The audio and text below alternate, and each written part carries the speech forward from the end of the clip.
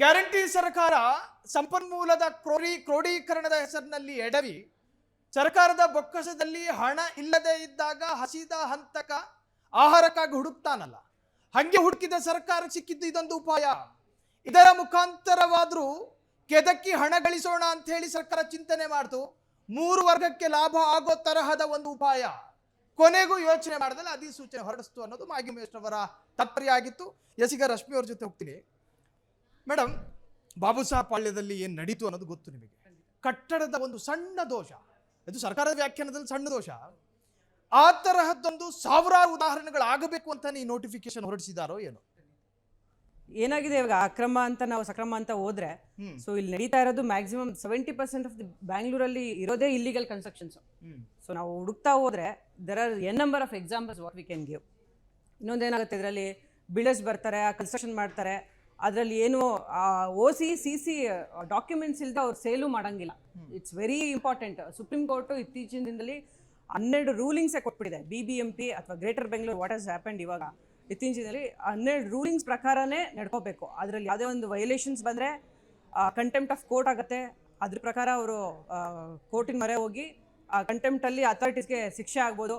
ಆಮೇಲೆ ಯಾರು ಬಿಲ್ಡರ್ಸ್ ಇರ್ತಾರೆ ಅವ್ರಿಗಂತೂ ತುಂಬ ಇತ್ತೀಚಿನ UP ಆವಾಸ್ ಒಂದು ನಾವು ದೊಡ್ಡ ಮಟ್ಟದಲ್ಲಿ ನಡೀತು. ಅವ್ರೇನು ನಿವಾಸಗಳಿಗೆ ರೆಸಿಡೆನ್ಷಿಯಲ್ ಪರ್ಪಸ್ಗೆ ಲೈಸೆನ್ಸ್ ತೊಗೊತಾರೆ, ಆಮೇಲೆ ಹೋಗಿ ಕಮರ್ಷಿಯಲ್ ಆಗಿ ಬೇರೆ ಬಿಲ್ಡರ್ಸ್ಗೆ ಡೆವಲಪರ್ಸ್ಗೆ ಸೇಲ್ ಮಾಡೋಕ್ಕೆ ನೋಡ್ತಾರೆ. ಆ ಥರ ನಿಟ್ಟಿನಲ್ಲಿ ತುಂಬ ಎಕ್ಸಾಂಪಲ್ಸ್ ತಗೋತಾ ಹೋಗ್ಬೋದು. ಆವಾಗ ಸುಪ್ರೀಂ ಕೋರ್ಟ್ ಇದನ್ನೆಲ್ಲ ನೋಡಿ ಒಂದು ಎಲ್ಲೆಲ್ಲಿ ವೈಲೇಷನ್ಸ್ ಇದೆ ಡೈರೆಕ್ಟಾಗಿ ಹೇಳುತ್ತೆ, ಬಿಲ್ಡಿಂಗ್ ಡೆಮಾಲಿಷ್ ಮಾಡಬೇಕು. ಎಲ್ಲೆಲ್ಲಿ ವೈಲೇಷನ್ಸ್ ಕಾಣುತ್ತೆ ಅಲ್ಲಿ ಡೈರೆಕ್ಟಾಗಿ ಡೆಮಾಲಿಷನ್ಸ್ಗೆ ಅಥಾರಿಟೀಸ್ಗೆ ಪರ್ಮಿಷನ್ ಇದೆ. They can go seize the property. Seize ಮಾಡೋಕ್ಕೆ ಅವಕಾಶಗಳಿದೆ. ಡೈರೆಕ್ಟಾಗಿ ಹೋಗಿ ಸೀಸ್ ಮಾಡ್ಬೋದು, ಕನ್ಸ್ಟ್ರಕ್ಷನ್ ಡೆಮಾಲಿಷನ್ ಮಾಡ್ಬೋದು. ಇವಾಗ ನಾವು ಇತ್ತೀಚಿನಲ್ಲಿ ನೋಡ್ಬೋದು 2+ ಫ್ಲೋರ್ಸ್ಗೆ ಪರ್ಮಿಷನ್ ತೊಗೊಂಡಿರ್ತಾರೆ. 4 ಆಗಿರುತ್ತೆ, 5 ಆಗಿರುತ್ತೆ. ಅದೇ ಥರ 4 ಪರ್ಮಿಷನ್ ತೊಗೊಂಡಿರ್ತಾರೆ, ಅದು 8 ಆಗೋಗಿರುತ್ತೆ. ಎಷ್ಟು ಈ ಥರದನ್ನ ವೈಲೇಷನ್ಸ್ ನೋಡ್ತಾ ಹೋಗ್ಬೋದು ಅಂದರೆ ತುಂಬ ನೋಡ್ಬೋದು ಇತ್ತೀಚಿನ ದಿನಗಳಲ್ಲಿ. ಆಮೇಲೆ ಬ್ಯಾಂಕ್ ಲೋನ್ಸ್ ಸಿಗುತ್ತೆ. OC CC ಸರ್ಟಿಫಿಕೇಟ್ ಇಲ್ಲದೆ ಬ್ಯಾಂಕ್ ಲೋನ್ಸ್ ಕೊಡಬಾರ್ದು ಅಂತ ಇರ್ತಾರೆ. ಆದರೆ ಬ್ಯಾಂಕ್ ಲೋನ್ಸ್ ಅಂತೂ ಎಲ್ಲದಕ್ಕೂ ಕೊಡ್ತಾರೆ. ಗ್ರಾಹಕರು ಅಥವಾ ಯಾರು ಕೊಂಡ್ಕೊಳ್ಳೋಕ್ಕೆ ನೋಡ್ತಾರೋ ಅವರೆಲ್ಲ ಇದನ್ನೆಲ್ಲ ಬ್ಲೈಂಡಾಗಿ ಬಿಲೀವ್ ಮಾಡ್ತಾರೆ. ಅದು ತಪ್ಪು ಆ್ಯಕ್ಚುಲಿ.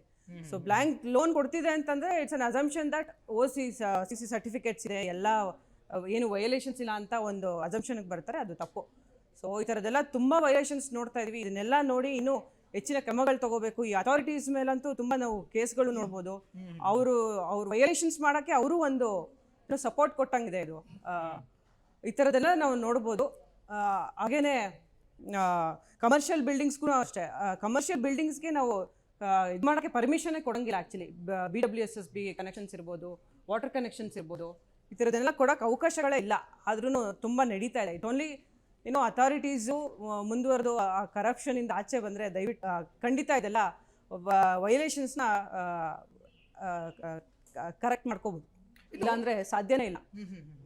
ರಶ್ಮಿ ಅವರ ಸಾರಾಂಶದಲ್ಲಿ ಸಾಕಷ್ಟು ವಿಚಾರಗಳಿವೆ. ಕ್ಷಣ ಕ್ಷಣದ ಸುದ್ದಿಗಳಿಗಾಗಿ ಫ್ರೀಡಂ ಟಿವಿ ಸಬ್ಸ್ಕ್ರೈಬ್ ಮಾಡಿ, ಲೈಕ್ ಮಾಡಿ ಹಾಗೂ ಫಾಲೋ ಮಾಡಿ. ಹೊಸ ಸುದ್ದಿಗಳ ನೋಟಿಫಿಕೇಶನ್ಗಾಗಿ ಬೆಲ್ ಐಕಾನ್ ಮೇಲೆ ಕ್ಲಿಕ್ ಮಾಡಿ.